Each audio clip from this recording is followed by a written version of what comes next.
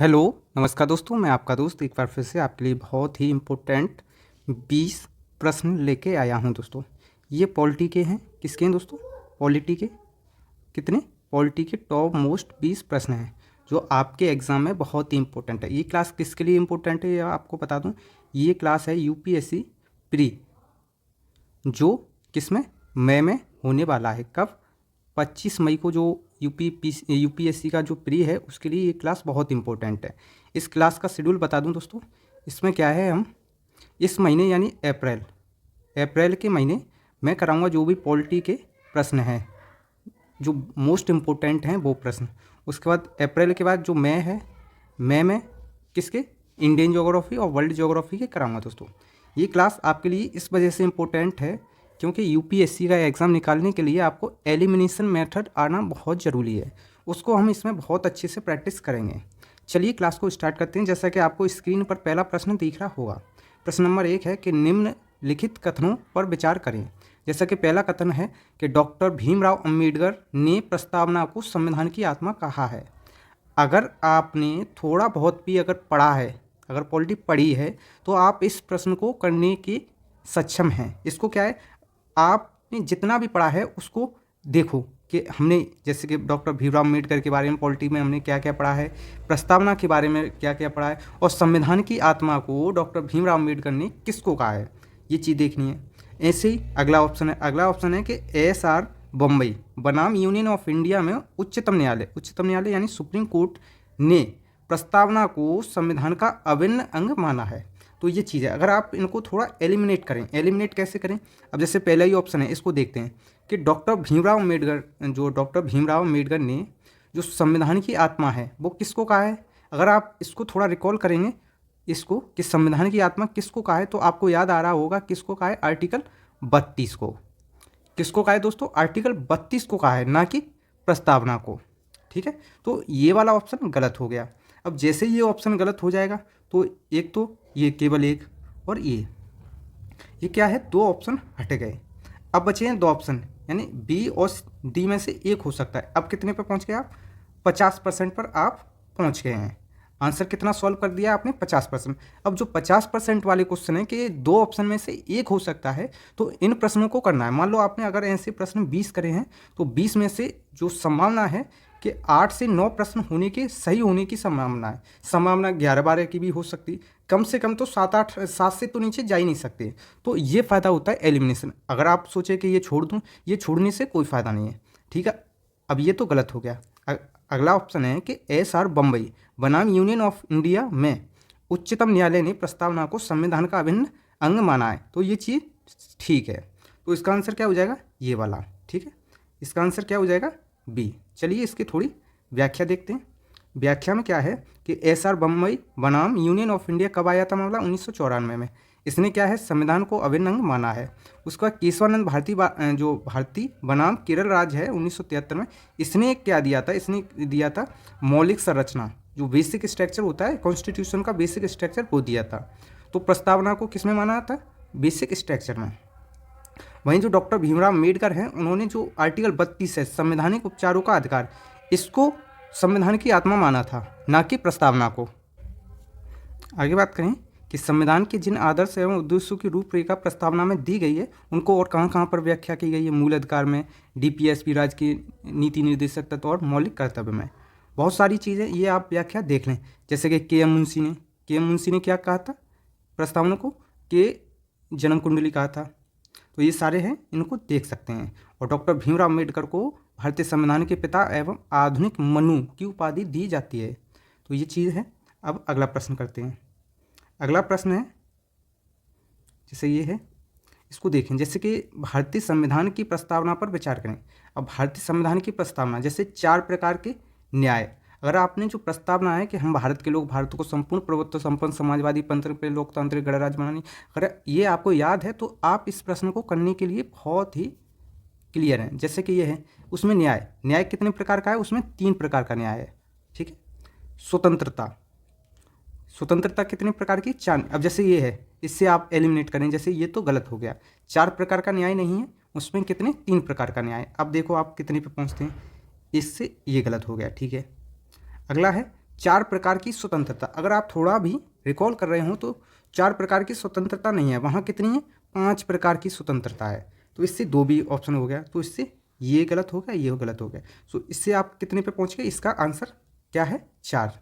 अगला ऑप्शन देखते हैं, इसमें 3 प्रकार की स्वतंत्रता है, ये भी गलत है। लेकिन ये ठीक है कि संविधान को अंगीकृत, अधिनियमित और आत्मसमर्पित करने की तारीख कितनी है, 26 नवंबर 1949।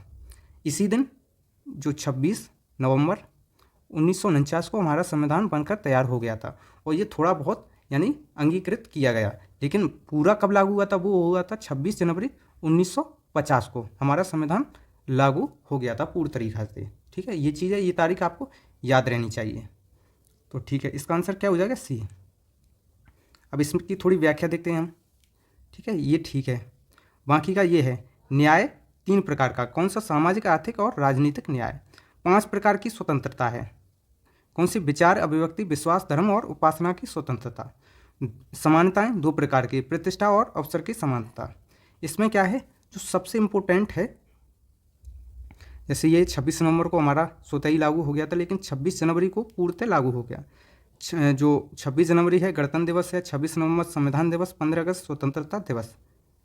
और डॉक्टर भीमराव अम्बेडकर ने संविधान को क्या कहा था, एक पवित्र दस्तावेज कहा था। अगले प्रश्न की ओर चलते हैं। आप देख रहे हैं इसमें क्या है, भारतीय प्रजातंत्र के संदर्भ में कौन सा कथन सही है।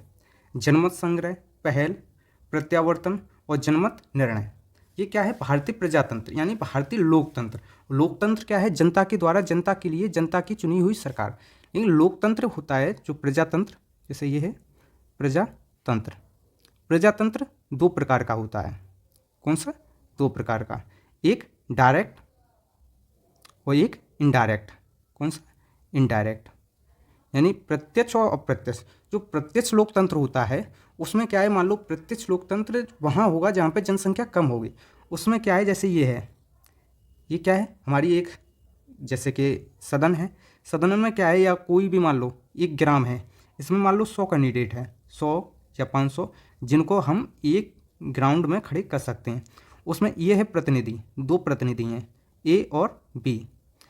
तो डायरेक्ट जो लोकतंत्र है उसमें होगा लोगों का ही सारा कुछ। लेकिन डायरेक्ट में क्या है कि अगर मैंने कहा कि ए को प्रधान बनाने के लिए कौन इच्छुक है, तो मान लो इसके लिए 10 लोगों ने हाथ उठाया। वहीं मैंने पूछा बी को प्रधान बनाने के लिए कौन इच्छुक है, तो वहाँ पर लगभग 80 लोगों ने हाथ उठाया, 80 लोगों ने हाथ उठाया। वहीं 100 लोगों में से कुछ ऐसे भी होंगे 10 लोग जिनको दोनों कैंडिडेट पसंद नहीं, तो वो हाथ ही नहीं उठाएंगे। तो इसमें क्या है, ये 80 वाला जीत जाएगा और यही प्रधान या प्रधानपति या जो भी है वो बन जाएगा। ये होता है डायरेक्ट लोकतंत्र। तो हमारे यहाँ कौन सा है, इनडायरेक्ट लोकतंत्र। वहीं अगर आप इसको और अच्छे से पढ़े होंगे तो ये जो चारों विकल्प हैं ये किसके हैं, ये हैं डायरेक्ट लोकतंत्र के। लेकिन हमारे यहाँ कौन सा है, इनडायरेक्ट लोकतंत्र। तो इसका आंसर डी हो जाएगा। इसका आंसर क्या है दोस्तों, डी। जैसा कि ये लिखा है कि क्योंकि उपयुक्त सभी प्रत्यक्ष लोकतंत्र से संबंधित है, जबकि भारत में कैसा है, अप्रत्यक्ष लोकतंत्र, प्रतिनिधि लोकतंत्र। भारतीय संविधान की प्रस्तावना में लोकतंत्र का उपयोग व्यापक रूप से किया गया है, राजनीतिक स्वतंत्रता के साथ सामाजिक और आर्थिक स्वतंत्रता को शामिल करता है। ठीक है, अब देखते हैं हम अगला प्रश्न। अब ये पूछ रहा है इसमें असत्य कौन सा है। ये बहुत इंपॉर्टेंट है, ये कि सही पूछ रहा है कि गलत पूछ रहा है, ये सारी चीज़ आपको याद रहनी चाहिए। अब इसमें क्या है, गलत पूछ रहा है, तो गलत बताते हैं कि एस के धर आयोग ने भारत में भाषाई आधार पर राज्यों का पुनर्गठन की स्वीकृति दी थी। किसकी, भाषाई आधार पर। तो ये यहीं पे गलत हो गया, ये भाषाई आधार पर नहीं था, प्रशासनिक आधार पर। ठीक है, यह है जवाहरलाल नेहरू, वल्लभ भाई पटेल और पट्टाभी सीतारमैया की समिति, इसको बोलते हैं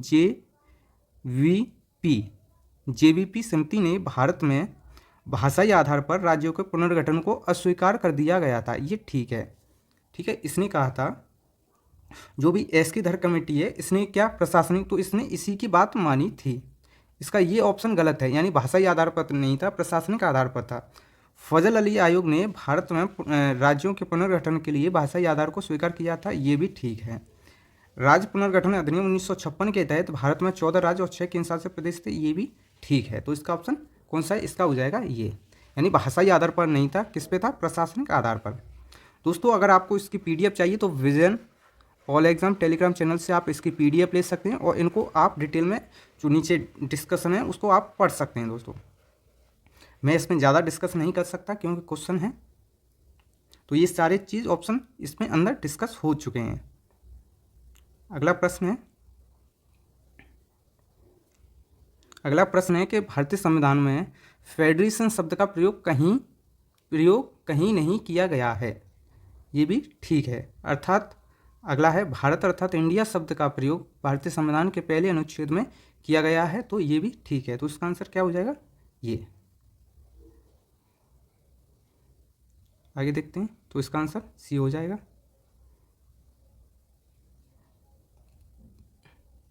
अगला है इसमें पूछ रहा है भारतीय राज्य एवं उसके राज्य क्षेत्र में के संबंध में कौन सा कथन सही नहीं है। ये पूछ रहा है सही नहीं है, तो इसको बताना है। जैसे कि पहला है नए राज्यों के निर्माण संबंधी विधेयक संसद में पेश करने से पूर्व राष्ट्रपति की सिफारिश की आवश्यकता है। ये ठीक है। आगे नए राज्यों के निर्माण संबंधी विधेयक, ये गलत पूछ रहा है। संसद में तभी पेश नहीं किए जा सकते जब तक कि उस राज्य के विधानमंडल में विनिष्ट नहीं किया गया है जिसके नाम क्षेत्र। ये भी ठीक है।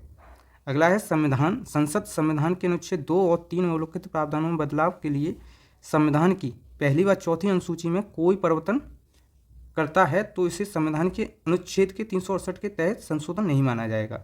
अब इसको हम थोड़ा पेंडिंग में डालते हैं। ये तो दोनों ठीक हैं।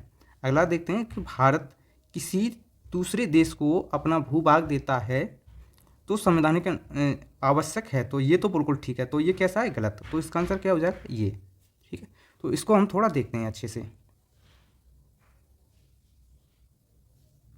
इसको बता दूं कि संसद संविधान के अनुच्छेद 2 और 3 में दिए गए प्रावधानों में परिवर्तन के लिए संविधान के अनुसूची 1 और 4 में कोई संशोधन या परिवर्तन करता है तो उसे संविधान के अनुच्छेद 368 के तहत संशोधन नहीं माना जाएगा। अब संशोधन किसको माना जाएगा? संशोधन की आवश्यकता जब हम यानी अपना जो क्षेत्र है राज्य का या भारत का जो भी क्षेत्र है किसी दूसरे देश को देंगे तो उस समय हमको क्या संविधान में संशोधन की जरूरत पड़ेगी, अन्यथा नहीं। जैसे कि यह है संसद संवैधानिक अनुच्छेद 3 संबंधित विधेयक साधारण बहुमत से एवं सामान्य प्रक्रिया के तहत पारित कर सकता है। जैसे ये है कि यदि भारत किसी दूसरे देश को अपना भूभाग सौंपता है या किसी राज्य की सीमा समाप्त करता है तो उसके लिए संविधान के अनुच्छेद 368 के तहत संविधान में संशोधन करना आवश्यक है। ये चीज़ है, ये इम्पोर्टेंट है कि 9वें संविधान संशोधन अधिनियम 1960 के द्वारा भारत ने अपना क्षेत्र पाकिस्तान को स्थानांतरित किया था तो उसमें संशोधन हुआ था।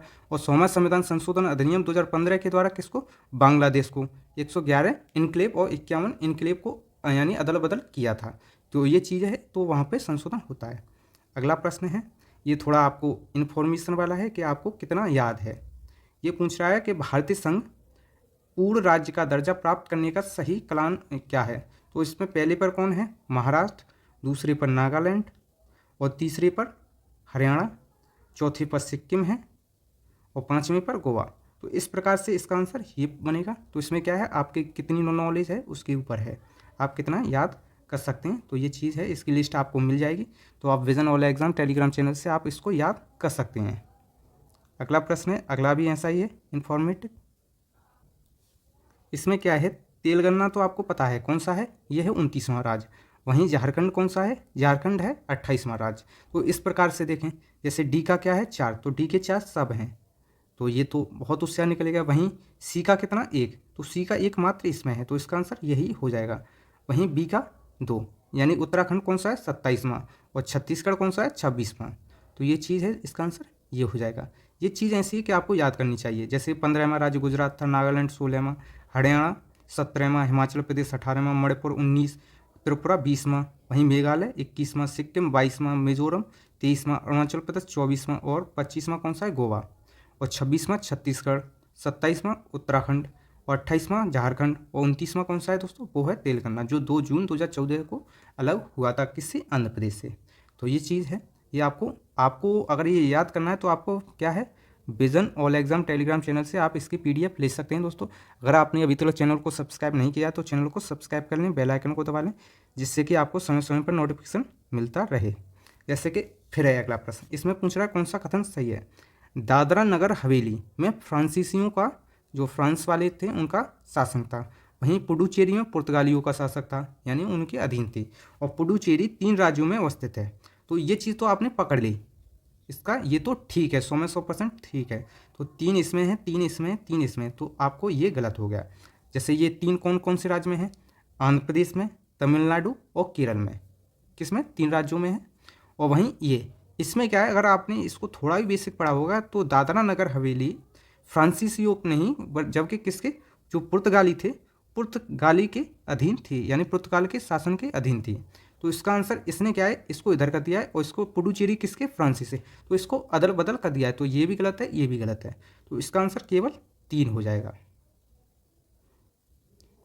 जैसे ये है तमिलनाडु में कराईकल, पुडुचेरी, आंध्र प्रदेश में यमन और केरल में माहे। तो ये थोड़ा अदल बदल है, इसको आप देख सकते हैं, आपको इसकी PDF मिल जाएगी। जैसा कि ये है 7वां संविधान संशोधन अधिनियम 1956 के द्वारा से पूर्व भारतीय राज्यों को 4 भागों में विभाजित किया गया। अंडमान निकोबार द्वीप समूह को किस भाग में या किस समूह में रखा गया? तो ये थोड़ा नॉलेज बेस है। तो ये है किसका भाग? घ में। इसका डी हो जाएगा। ये है, ये थोड़ा वैसा है कि भारत का संविधान संसार का सबसे बड़ा लिखित संविधान है। ठीक है, कौन सा सही नहीं है? इस विषय में निम्नलिखित में से कौन सा कथन सही नहीं है कि भारत का संविधान संसार का सबसे बड़ा संविधान है? अब इसके ऑप्शन ये है कि भारत का संविधान संघ एवं राज्यों का एकल संविधान है। तो ये चीज़ आप इसको समझ रहे होंगे, ये सही है कि एक तो राज्य कितने, 28 राज्य और 8 केंद्र शासित प्रदेश, और इन सब का और पूरे भारत का क्या है, एक ही संविधान है। क्या है? एक ही संविधान। ठीक है, संविधान सभा में कानून विशेषज्ञों का प्रभुत्व था, क्योंकि उसमें जो कानून विशेषज्ञ थे वो उनका प्रभुत्व था। तो इस हिसाब से ये भी ठीक है, क्योंकि सारे वकील थे और बहुत पढ़े लिखे लोग थे। अगला है, इसमें विभिन्न देशी रियासतों में प्रचलित कानूनों को भी स्थान मिला है। ऐसा कुछ नहीं है, तो ये गलत हो जाएगा। भारत के संविधान पर भारत शासन अधिनियम 1935 का प्रभाव था, ये ठीक है। तो इसका आंसर क्या हो जाएगा? सी, यानी यही गलत है। आगे है, सत्य पूछ रहा है इसमें। अगला है कि भारत की शासन प्रणाली संसदीय और अध्यक्षतम शासन प्रणाली का समन्वय है। इसको देखते हैं। अध्यक्षीय शासन प्रणाली का आधारभूत तत्व संविधान की कठोरता है। अगला है, संसदीय शासन प्रणाली में सामूहिक उत्तरदायित्व का सिद्धांत है। तो ये तो भाई साहब ठीक है। तो इसके हिसाब से क्या ये ठीक हो सकता है? ये दोनों गलत है। अब हमको मात्र ऑप्शन कौन सा देखना है? वो देखना है ऑप्शन 2 देखते हैं। 2 में क्या है? अध्यक्षीय शासन प्रणाली का आधारभूत तत्व संविधान की कठोरता है। ये कोई निश्चित नहीं है। तो और वैसे भी भारत में अध्यक्षीय शासन प्रणाली नहीं है, भारत में क्या है? संसदीय। और ये किसके? भारत के सापेक्ष हो रहा है। तो इसका आंसर ये भी गलत हो जाएगा। इसका आंसर बनेगा सी। ठीक है, तो ये चीज़ है, ये आप देख सकते हैं कि जो संसदीय शासन प्रणाली है उसमें क्या है? राष्ट्रपति मंत्रिपरिषद का चयन करता है और जो मंत्रिपरिषद है वो लोकसभा के प्रति उत्तरदायित्व रहती है। दोस्तों, सामूहिक रूप से उत्तरदायी रहती है। अगला प्रश्न है कि गणतंत्र प्रणाली के विषय में निम्नलिखित में से कौन सा कथन सत्य है? असत्य पूछ रहा है। तो एक तो होता है गणतंत्र, थोड़ा बता दूं, गणतंत्र, और दूसरा होता है राजतंत्र। अगर आप इतना भी सुन लेंगे तो आपका हो जाएगा, गणतंत्र और राजतंत्र। गणतंत्र में क्या होता है दोस्तों? गणतंत्र में यानी जो काबिल, पहले तो राजतंत्र में क्या होता है कि राजा का बेटा राजा ही बनेगा। ठीक है, लेकिन इधर नहीं होगा। इधर क्या, जो काबिल होगा वही होगा, क्योंकि इधर होता है चुनाव। क्या होता है? चुनाव। जिसको जनता चाहेगी वही बनेगा। जैसे ब्रिटेन है, ब्रिटेन में गणतंत्रात्मक व्यवस्था को नहीं अपनाया गया। ठीक है, आगे है, गणतंत्र प्रणाली में राज्य का प्रमुख वंशानुगत नहीं होता है। अगला है, भारत में राष्ट्रपति का चुनाव जनता द्वारा अप्रत्यक्ष विधि से नहीं किया जा सकता है। तो इसमें पूछ रहा है असत्य कौन सा है, लेकिन इसमें असत्य कोई भी नहीं है। तो इसका ऑप्शन क्या हो जाएगा? डी, क्योंकि ब्रिटेन में राजतंत्र है, ब्रिटेन में गणतंत्र व्यवस्था को नहीं अपनाया गया है। किसको अपनाया गया है? राजतंत्र को। तो इसका राजतंत्र, ये भी ठीक है। गणतंत्र प्रणाली में राज्य का प्रमुख वंशानुगत नहीं होता है, किससे? चुनाव से चुना जाता है। तो इसका आंसर ये, यानी ये भी ठीक है, ये भी ठीक है और ये भी ठीक है। ठीक है, भारत में राष्ट्रपति का चुनाव अप्रत्यक्ष विधि से एकल संक्रमणी गुप्त मतदान के द्वारा होता है। तो इसका आंसर क्या हो जाएगा? डी। इसका आंसर डी है। तो ये चीज़ है, ये आप देख सकते हैं। अगला है,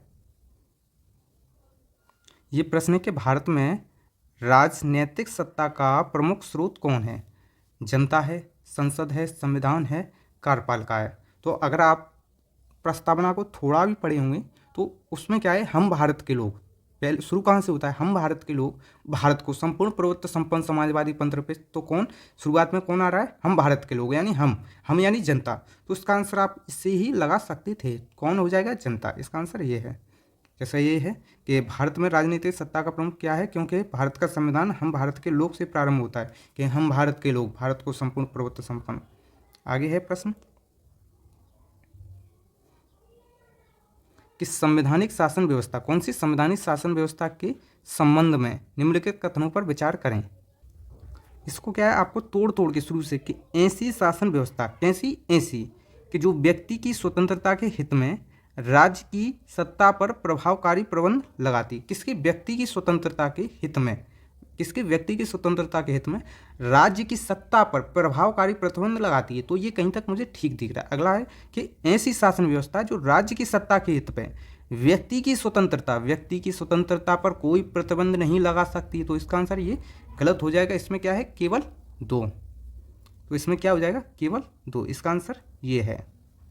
थोड़ा बहुत भी अगर आप अपने अधिकार और कर्तव्यों के बारे में पता है, फिर भी आप एक आध क्वेश्चन करने की उसमें रेस में रहते हैं। अगला प्रश्न है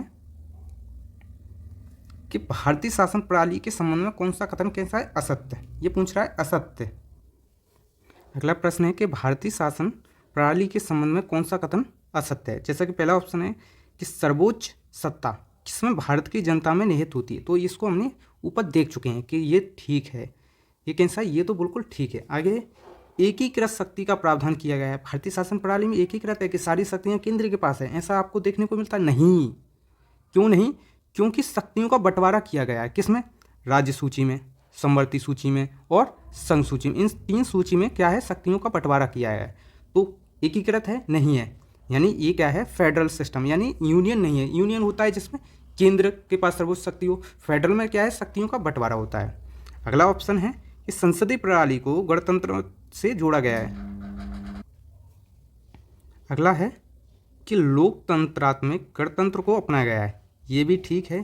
संसदीय प्रणाली को गणतंत्रात्मक से जोड़ा गया है, ये भी ठीक है। तो इसका आंसर ये गलत है। तो इसका आंसर ये ही हो जाएगा। तो ये सारी व्याख्या हो चुकी है दोस्तों, इसको आप देख सकते हैं, आपको PDF मिल जाएगी।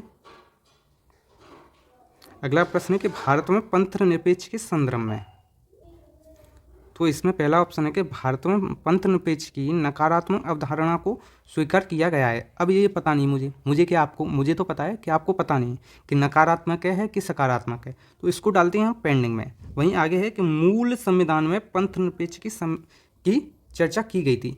मूल प्रस्तावना में तो ऐसा कुछ नहीं था, क्योंकि पंथ निरपेक्ष है वो 42वां संविधान संशोधन अधिनियम, कौन सा अधिनियम, 1976 के द्वारा जोड़ा गया था। क्योंकि इसमें 3 शब्द जोड़े गए थे, पंथ निरपेक्ष, अखंडता और समाजवाद। तो पंथ निरपेक्ष 1976 में जोड़ा गया है। तो भाई साहब ये तो गलत हो गया, हमको एक मिल गया क्लू। तो 2 से हम देखते हैं कितना पहुंच जाएंगे। तो इससे क्या है, ये गलत हो गया और इससे ये गलत हो गया। तो हम यहाँ तक पहुँच गए, ठीक है। अब देखते हैं, SR बम्बई बनाम सर्वोच्च न्यायालय ने पंथ निरपेक्ष को संविधान के आधारभूत संरचना के रूप में मान्यता दी है। अब दी है कि नहीं दी है, तो हम इसको भी थोड़ा देखते हैं। अब उसके बाद देखते हैं कि राज्य का कोई धर्म नहीं होता है। ये तो एग्जैक्ट बैठ रहा है। तो इसमें क्या है, अब 2 ऑप्शन में से देखते हैं कि 4 किसमें हैं। तो 4 इसमें भी हैं, इसमें भी है। अब देखते हैं कौन सा। अब ये पहुंच गया आप 50-50 पे। तो आप 50-50 पे पहुंच जाएंगे, तो उस प्रश्न को भी आपको नहीं छोड़ना है। तो इसमें क्या है, ये वाला ठीक है कि हाँ साहब मान्यता ठहराई गई थी, और ये वाला गलत है क्योंकि नकारात्मक अवधारणा नहीं है, कौन सी, सकारात्मक। ठीक है, तो कौन सी, सकारात्मक। तो इसका आंसर B हो जाएगा। अगले प्रश्न, इसमें वही चीज़ है, आप देख लेना। अगला प्रश्न है कि निम्नलिखित कथनों पर विचार करें। इसमें सही पूछ रहा है कि भारत में मतदान का अधिकार कैसा है, संवैधानिक अधिकार। ये संवैधानिक है, सभी को संविधान में उल्लिखित है कि आर्टिकल 324, ठीक है, निर्वाचन आयोग है, उसमें मतदान का अधिकार है। तो ये क्या है, संवैधानिक है। मूल अधिकार नहीं है, मूल अधिकार दूसरे हैं। ये कौन सा? संवैधानिक। एक वैधानिक होता है जो विधि के द्वारा। अगला है कि 61वां संविधान संशोधन अधिनियम कौन सा? 1988 के द्वारा भारत में मतदान करने की न्यूनतम आयु 25 से घटाकर 18 कर दी गई। 25 नहीं, 21 से घटाकर कितनी? 18 वर्ष कर दी गई। तो ये तो भाई गलत है, इसको गलत होते ये भी गलत, ये भी गलत। अब सही कौन सा? ये। ठीक है, तो इसका आंसर ए हो जाएगा। तो ये सारी चीज़ देख सकते हैं कि 21 वर्ष से घटाकर कितने? 18 वर्ष। आगे है, ये फिर आ गया प्रस्तावना में कि भारतीय संविधान की प्रस्तावना के संदर्भ में विचार कीजिए। अगर आपने प्रस्तावना को पढ़ा है कि हम भारत के लोग भारत को प्रभुत्व संपन्न समाजवादी पंत्र पेज, कैसे? हम भारत के लोग भारत को संपूर्ण, हम भारत के लोग भारत को संपूर्ण संपन्न, हम भारत के लोग भारत को संपूर्ण प्रभुत्व संपन्न समाजवादी पंथनिरपेक्ष लोकतंत्रात्मक गणराज्य बनाने के लिए। तो अगर आपको इतना भी याद है तो हो जाएगा। जैसे एक पर क्या है? ए, तो ये पे ए है, दूसरे पर क्या है? ई। ई कहाँ? ए। दो ही ऑप्शन पता है फिर भी आपका हो रहा है ई, उसके बाद डी 3, उसके बाद बी, ठीक है, लोकतंत्र, उसके ये। तो अगर आपको याद है तो ये हो जाएगा। इसमें क्या है? आपको मात्र प्रस्तावना याद होनी चाहिए कि हम भारत के लोग भारत को संपूर्ण प्रभुत्व संपन्न समाजवादी पंथनिरपेक्ष लोकतंत्र गणराज्य बनाने के लिए, ठीक है, उसमें न्याय और जो भी है वो सारी चीज़ आपको याद रहनी चाहिए। जैसे ये है भारतीय संविधान की प्रस्तावना के संदर्भ में कौन सा कथन सही नहीं है, ये जरूर देखना है कि ये सही पूछ रहा है कि गलत। जैसा कि ये है कि यह है पंडित नेहरू के उद्देश्य प्रस्ताव पर आधारित है, ये ठीक है। अगला है, इसकी प्रकृति कैसी? न्याय योग्य नहीं है। हाँ, न्याय योग्य नहीं है कि इसमें कोई भी जैसे न्याय है या समानता है या स्वतंत्रता है उसको लेकर कि ये मुझे नहीं मिल रही है तो इसको लेकर आप न्यायालय में चले जाएंगे, ऐसा कुछ नहीं है। तो ये ठीक है, न्याय योग्य नहीं है। ये संविधान का अंग नहीं है। संविधान का अंग नहीं है, ये किसने कहा? संविधान का अंग है, क्योंकि इसमें 42वां संविधान संशोधन अधिनियम 1976 के द्वारा 3 शब्द जोड़े गए। अगर नहीं होता तो इसमें संशोधन क्यों होता? ये है तो इसी वजह से इसमें संशोधन हुआ है। तो ये तो भाई साहब गलत हो जाए। अगला कि इसका संशोधन केवल एक बार हुआ है। हाँ, ये ठीक है कि एक बार ही हुआ है, क्योंकि 42वां संविधान संशोधन अधिनियम 1976 के द्वारा इसमें एक बार संशोधन हुआ है और इसमें 3 शब्द जोड़े गए हैं कि समाजवाद पंथनिरपेक्ष और लोकतंत्रात्मक। तो इसका आंसर क्या हो जाएगा? ये। तो इसी प्रकार हम बहुत सारे प्रश्नों को ऐसे ही देखेंगे दोस्तों। अगर आपको क्लास अच्छी लगी हो तो लाइक का बटन दबा दें, चैनल को सब्सक्राइब कर लें, बेल आइकन को दबा लें, जिससे कि आपको समय समय पर नोटिफिकेशन मिलता रहे दोस्तों। ऐसे ही 20 प्रश्न चलेंगे, कितने? 25 दिन, और 25 दूनी 50, 500 प्रश्न आपको पॉलिटी के हो जाएंगे, और ऐसे ही 500 प्रश्न किसके? जियोग्राफी के, जिससे कि आप अपने एग्जाम में बहुत सारा कॉन्फिडेंस के साथ जाएंगे। धन्यवाद दोस्तों, नमस्कार।